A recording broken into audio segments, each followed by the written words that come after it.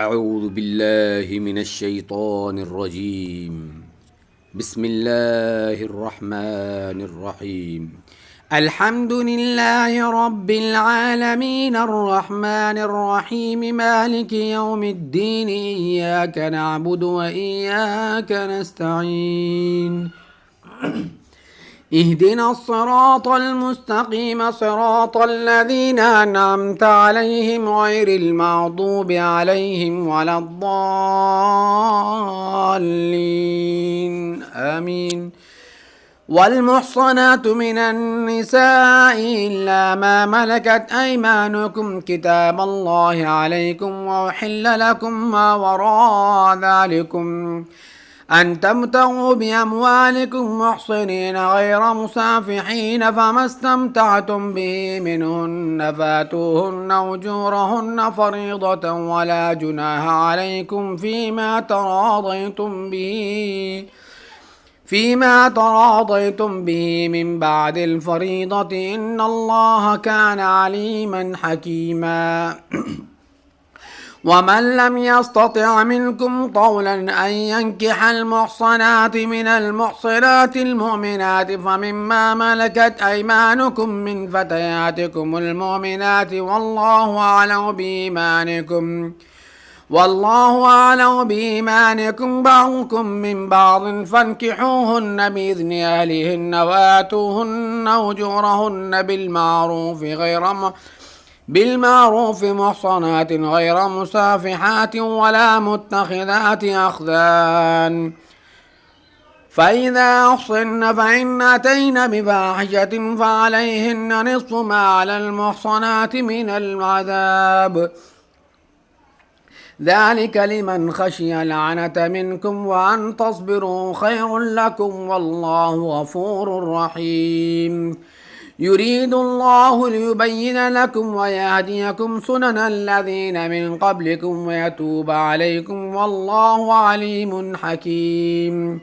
والله يريد أن يتوب عليكم ويريد الذين يتبعون الشهوات أن تميلوا ميلا عظيما. يريد الله أن يخفف عنكم وخلق الإنسان ضعيفا. يا أيها الذين آمنوا لا تأكلوا أموالكم بينكم بالباطل إلا أن تكون تجارة عن تراض منكم ولا تقتلوا أنفسكم إن الله كان بكم رحيما. ومن يفعل ذلك عدوانا وظلما فسوف نصليه نارا وكان ذلك على الله يسيرا. إن تجتنبوا كبائر ما تنهون عنه نكفر عنكم سيئاتكم وندخلكم مدخلا كريما. ولا تتمنوا ما فضل الله به بعضكم على بعض للرجال نصيب مما اكتسبوا وللنساء نصيب مما اكتسبن واسألوا الله من فضله إن الله كان بكل شيء عليما. ولكل جعلنا موالي مما ترك الوالدان والأقربون والذين عقدت أيمانكم أفاتوهم نصيبهم إن الله كان على كل شيء شهيدا. الرجال قوامون على النساء بما فضل الله بعضهم على بعض وبما أنفقوا من أموالهم فالصالحات قانتات حافظات للغيب بما حفظ الله. واللاتي تخافون نشوزهن فعظوهن واهجروهن في المضاجع واضربوهن فإن أطعنكم فلا تبغوا عليهن سبيلا إن الله كان عليا كبيرا. وإن خفتم شقاق بينهما فبعثوا حكما من أهله وحكما من أهلها إن يريدا إصلاحا يوفق الله بينهما إن الله كان عليما خبيرا. واعبدوا الله ولا تشركوا به شيئا وبالوالدين إحسانا وبذي القربى واليتامى والمساكين والجار ذي القربى والجار الجنب والصاحب بالجنب وابن السبيل وما ملكت أيمانكم إن الله لا يحب من كان مختالا فخورا الذين يبخلون ويأمرون الناس بالبخل ويكتمون ما آتاهم الله من فضله واعتدنا للكافرين عذابا مهينا والذين ينفقون أموالهم رئاء الناس ولا يؤمنون بالله ولا باليوم الآخر ومن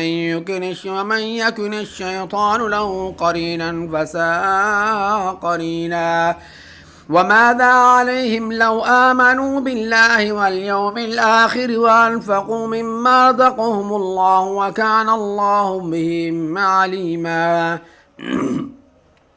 إن الله لا يظلم مثقال ذرة وإن تك حسنة يضاعفها ويؤت من لدنه أجرا عظيما فكيف إذا جئنا من كل أمة بشهيد وجئنا بك على هؤلاء شهيدا يومئذ يود الذين كفروا وعصوا الرسول لو تسوى بهم الأرض ولا يكتمون الله حديثا يا أيها الذين آمنوا لا تقربوا الصلاة وأنتم سكارى حتى تعلموا ما تقولون ولا جنبا إلا عابري سبيل حتى تغتسلوا وإن كنتم مرضى وعلى سفر أو جاء أحد منكم من الغائط أو لامستم النساء فلم تجدوا ماء فتيمموا صعيدا طيبا فامسحوا بوجوهكم وأيديكم إن الله كان عفوا غفورا ألم تر إلى الذين أوتوا نصيبا من الكتاب يشترون الضلالة ويريدون أن تضلوا السبيل والله أعلم بأعدائكم وكفى بالله وليا وكفى بالله نصيرا من الذين هادوا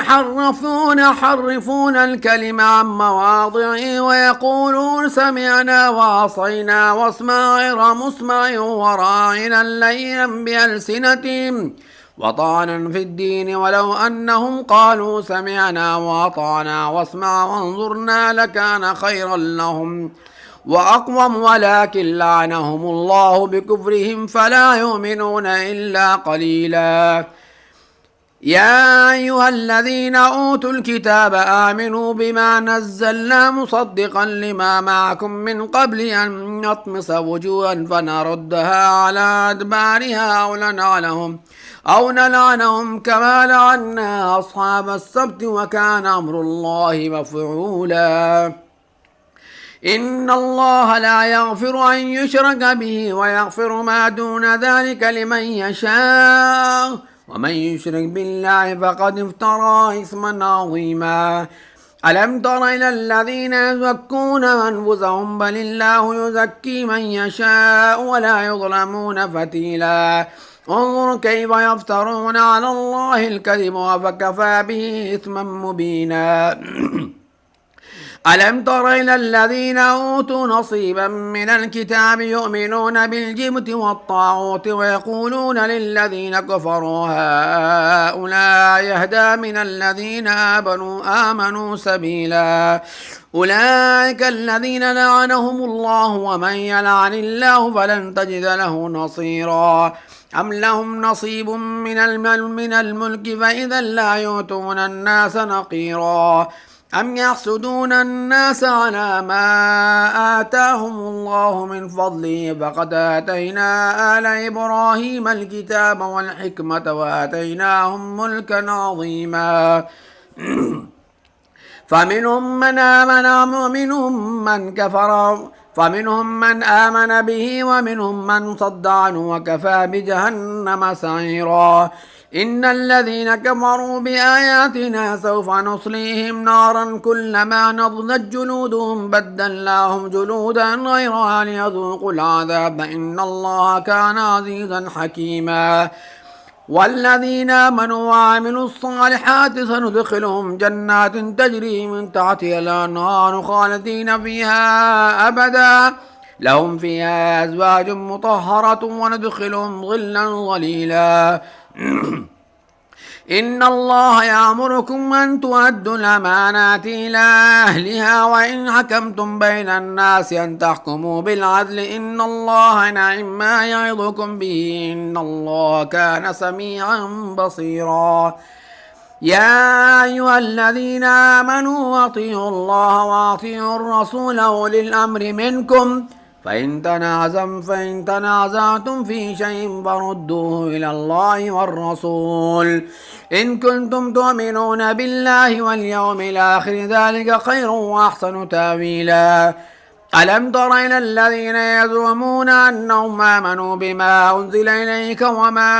أنزل من قبلك يريدون أن يتحاكموا إلى الطاغوت وقد أمروا أن يكفروا به ويريد الشيطان يضلهم ضلالا بعيدا وإذا قيل لهم تعالوا إلى ما أنزل الله وإلى الرسول رأيت المنافقين يصدون عنك صدودا فكيف إذا أصابتهم مصيبة بما قدمت أيديهم ثم جاءوك يحلفون بالله نردنا إلا إحسانا وتوفيقا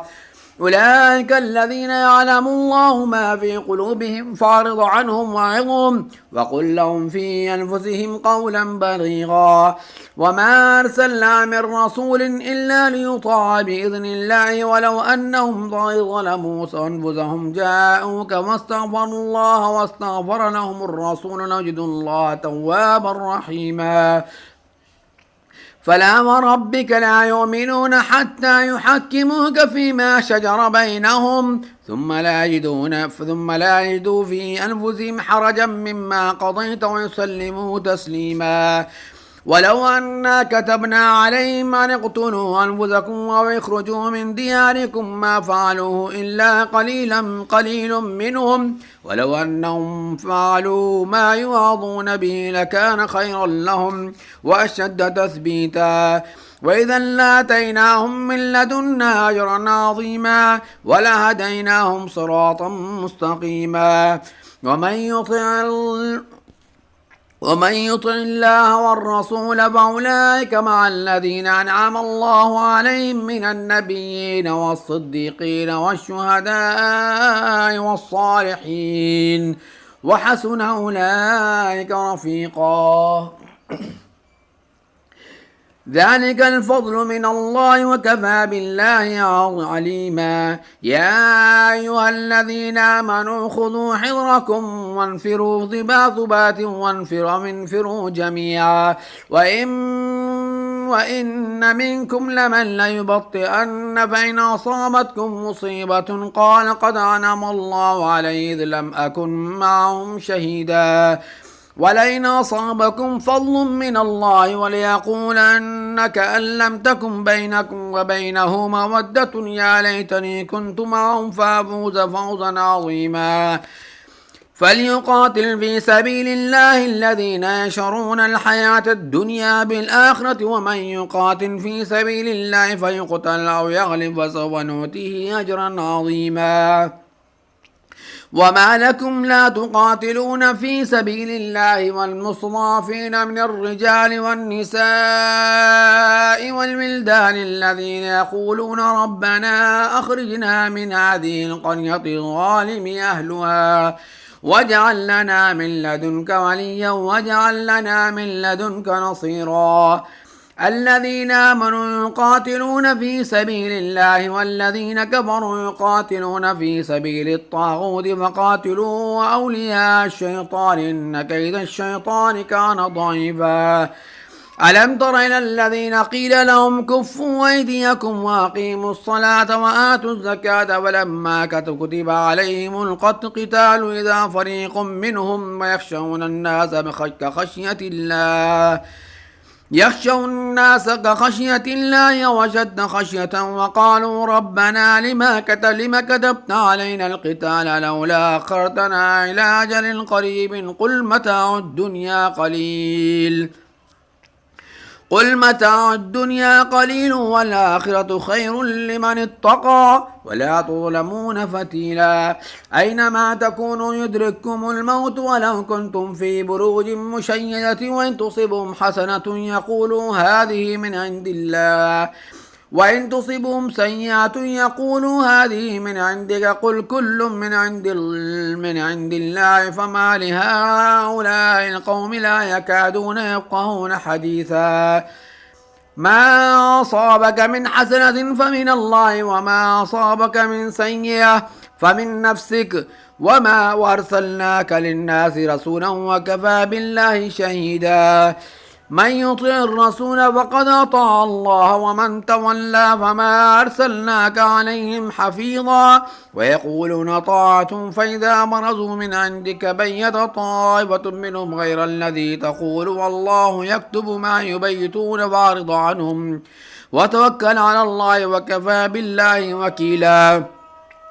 أفلا يتدبرون القرآن ولو كان من عند غير الله لوجدوا فيه اختلافا كثيرا وإذا جاءهم أمر من الأمن أو الخوف أذاعوا به ولو ردوا إلى الرسول وإلى أولي الأمر منهم لعلمه الذين يستنبطونه منهم ولولا فضل الله عليكم ورحمته لاتبعتم الشيطان إلا قليلا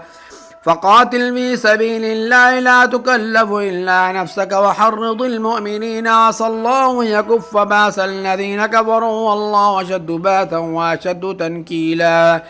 من يشفع شفاعة حسنة يكن له نصيب منها ومن يشفع شفاعة سيئة يكن له كفل منها وكان الله على كل شيء مقيتا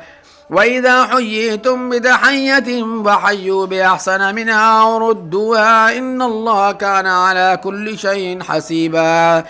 الله لا إله إلا هو ليجمعنكم إلى يوم القيامة لا ريب فيه ومن أصدق من الله حديثا فما لكم في المنافقين فئتين والله أركسهم بما كسبوا وتريدون أن تهدوا من أضل الله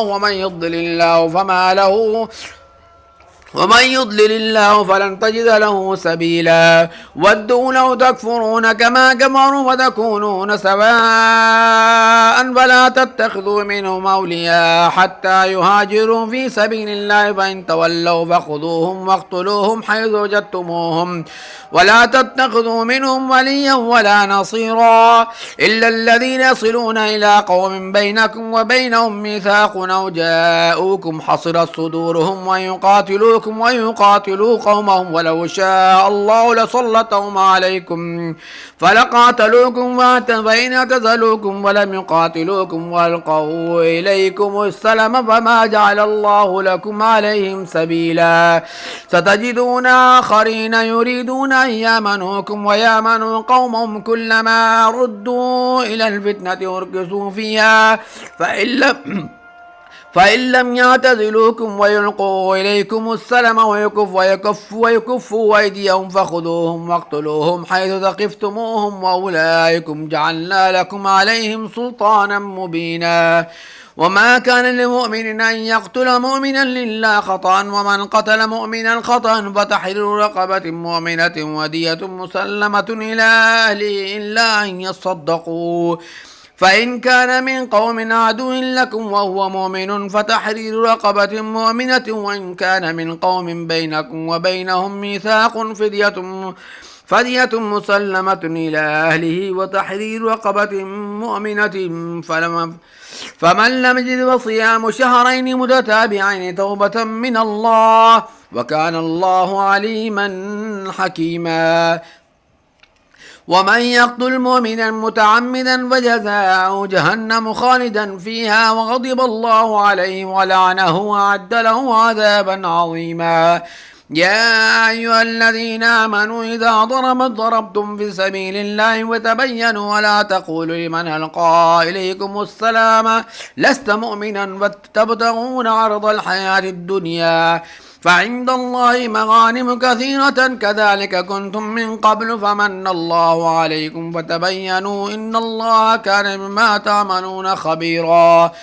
لا يستوي القاعدون من المؤمنين غير أولي الضرر والمجاهدون في سبيل الله بأموالهم وأنفسهم فضل الله المجاهدين بأموالهم وأنفسهم على القاعدين درجة وكلا وعد الله الحسنى وفضل الله المجاهدين على القاعدين أجرا عظيما درجات منه ومغفرة ورحمة وكان الله غفورا رحيما إن الذين توفاهم الملائكة ظالمي أنفسهم قالوا فيما كنتم قالوا كنا مستضعفين في الأرض قالوا ألم تكن أرض الله واسعة وتهاجروا فيها فأولئك مأواهم جهنم وساءت مصيرا إلا المستضعفين من الرجال والنساء والولدان لا يستطيعون حيلة ولا يهتدون سبيلا فأولئك عسى الله أن يعفو عنهم وكان الله عفوا غفورا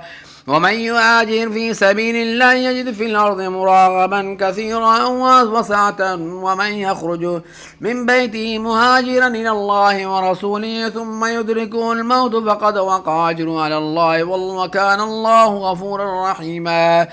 وإذا ضربتم في الأرض فليس عليكم جناح أن تقصروا من الصلاة إن خفتم أن يفتنكم الذين كفروا إن الكافرين كانوا لكم عدوا مبينا وإذا كنت فيهم فأقمت لهم الصلاة فلتقم طائفة منهم معك وليأخذوا أسلحتهم فإذا سجدوا وليكونوا من ورائكم ولتأتي طائفة أخرى لم يصلوا فليصلوا معك وليأخذوا حذرهم وأسلحتهم ود الذين كفروا لو تغفلون عن أسلحتكم وأمتعتكم فيميلون عليكم ميلة واحدة ولا جناح عليكم إن كان بكم أذى من مطر أو كنتم مرضى أن تضعوا أسلحتكم وخذوا حذركم إن الله أعد للكافرين عذابا مهينا فإذا قضيتم الصلاة فاذكروا الله قياما وقعودا وعلى جنوبكم فإذا اطمأننتم فأقيموا الصلاة إن الصلاة كانت على المؤمنين كتابا موقوتا ولا تهنوا في ابتغاء القوم تكونوا تعلمون فإنهم يعلمون كما تعلمون ترجون من الله ما لا يرجون وكان الله عليما حكيما إنا أنزلنا إليك الكتاب بالحق لتحكم بين الناس بما أراك الله ولا تكن للخائنين خصيما واستغفر الله إن الله كان غفورا رحيما ولا تجادل عن الذين يختانون أنفسهم إن الله لا يحب من كان خوانا نثيما يستخفون من النساء ولا يستخفون من الله وهو معهم إذ يبيتون ما لا يرضى من القول وكان الله بما يعملون محيطا ها أنتم هؤلاء جادلتم عنهم في الحياة الدنيا فمن يجادل الله عنهم يوم القيامة أم من يكون عليهم وكيلا ومن يعمل سوءا أو يظلم نفسه ثم يستغفر الله يجد الله غفورا رحيما ومن يكسب إثما فإنما يكسب على نفسه وكان الله عليما حكيما ومن يكسب خطيئة أو إثما ثم يرمي به بريئا وقد احتمل بهتانا وإثما مبينا ولولا فضل الله عليكم ورحمته لهمت طائفة منهم أن يضلوك وما يضلون إلا أنفسهم وما يضرونك من شيء وأنزل الله عليك الكتاب والحكمة وعلمك ما لم تكن تعلم وكان فضل الله عليك عظيما لا خير في كثير من نجواهم إلا من أمر بصدقة أو معروف أو إصلاح بين الناس ومن يفعل ذلك ابتغاء مرضات الله ونؤتيه أجرا عظيما. ومن يشاقق الرسول من بعد ما تبين له الهدى ويتبع غير سبيل المؤمنين نوله ما تولى ونصله جهنم وساءت مصيرا. إن الله لا يغفر أن يشرك به ويغفر ما دون ذلك لمن يشاء ومن يشرك بالله فقد ضل ضلالا بعيدا. إن يدعون من دونه إلا إناثا وإن يدعون إلا شيطانا مريدا. لعنه الله وقال لأتخذن من عبادك نصيبا مفروضا ولأضلنهم ولأمنينهم ولأمرنهم وليبتكن آذان الأنعام ولأمرنهم فليغيرن خلق الله ومن يتخذ من الشيطان وليا من دون الله فقد خسر خسرانا مبينا. يعدهم ويمنيهم وما يعدهم الشيطان إلا غرورا أولئك مأواهم جهنم ولا يجدون عنها محيصا. والذين آمنوا وعملوا الصالحات سندخلهم جنات تجري من تحتها الأنهار خالدين فيها وعد الله حقا ومن أصدق من الله قيلا. ليس بأمانيكم ولا أماني أهل الكتاب من يعمل سوءا يجز به ولا يجد له من دون الله وليا ولا نصيرا. ومن يعمل من الصالحات من ذكر وأنثى وهو مؤمن فأولئك يدخلون الجنة لا يظلمون نقيرا. ومن أحسن دينا ممن أسلم وجهه لله ومحسن واتبع ملة إبراهيم حنيفا واتخذ الله إبراهيم خليلا. ولله ما في السماوات وما في الأرض وكان الله بكل شيء محيطا. ويستفتونك في النساء قل الله يفتيكم فيهن وما يتلى عليكم في الكتاب في يتامى النساء اللاتي لا تؤتونهن ما كتب لهن وترغبون أن تنكحوهن والمستضعفين من الولدان وأن تقوموا لليتامى بالقسط وما تفعلوا من خير فإن الله كان به عليما. وإن امرأة خافت من بعلها نشوزا أو إعراضا فلا جناح عليهما أن يصلحا بينهما صلحا والصلح خير وأحضرت الأنفس الشح وإن تحسنوا وتتقوا فإن الله كان بما تعملون خبيرا. ولن تستطيعوا أن تعدلوا بين النساء ولو حرصتم ولا تميلوا كل الميل وتذروها كالمعلقة وإن تصلحوا وتتقوا فإن الله كان غفورا رحيما. وإن يتفرقا يغن الله كلا من سعته وكان الله واسعا حكيما. ولله ما في السماوات وما في الأرض ولقد وصينا الذين أوتوا الكتاب من قبلكم وإياكم أن يتقوا الله وإن تكفروا فإن لله ما في السماوات وما في الأرض وكان الله غنيا حميدا. ولله ما في السماوات وما في الأرض وكفى بالله وكيلا. إن يشاء يذهبكم أيها الناس ويأتي بآخرين وكان الله على ذلك قديرا. من كان يريد ثواب الدنيا فعند الله ثواب الدنيا والآخرة وكان الله سميعا بصيرا. يا أيها الذين آمنوا كونوا قوامين بالقسط شهداء لله ولو على أنفسكم أو الوالدين والأقربين إن يكن غنيا أو فقيرا والله أولى بهما فلا تتبعوا الهوى أن تعدلوا أن تلووا أو تعرضوا فإن الله كان بما تعملون خبيرا. يا أيها الذين آمنوا بالله ورسوله والكتاب الذي نزل على رسوله والكتاب الذي أنزل من قبل ومن يكفر بالله وملائكته وكتبه ورسله واليوم الآخر فقد ضل ضلالا بعيدا. إن الذين آمنوا ثم كفروا ثم آمنوا ثم كفروا ثم ازدادوا كفرا لم يكن الله ليغفر لهم ولا ليهديهم سبيلا بشر المنافقين بأن لهم عذابا أليما الذين يتخذون الكافرين أولياء من دون المؤمنين يبتغون عندهم العزة فإن العزة لله جميعا وقد نزل عليكم من الكتاب أن إذا سمعتم آيات الله يكفر بها ويستهزئ بها ولا تقعدوا معهم حتى يخوضوا في حديث غيره إنكم إذا مثلهم إن الله جامع المنافقين والكافرين في جهنم جميعا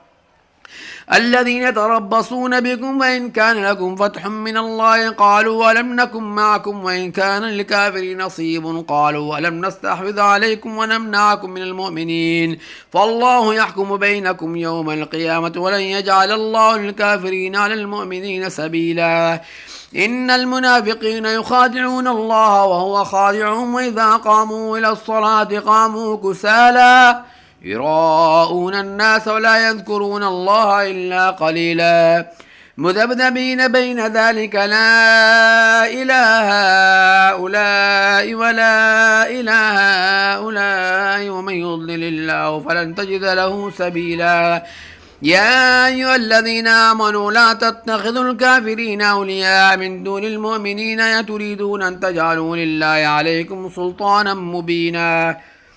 إن المنافقين في الدرك الأسفل من النار ولن تجد لهم نصيرا إلا الذين تابوا وأصلحوا واعتصموا بالله وأخلصوا دينهم لله فأولئك مع المؤمنين وسوف يؤتي الله المؤمنين أجرا عظيما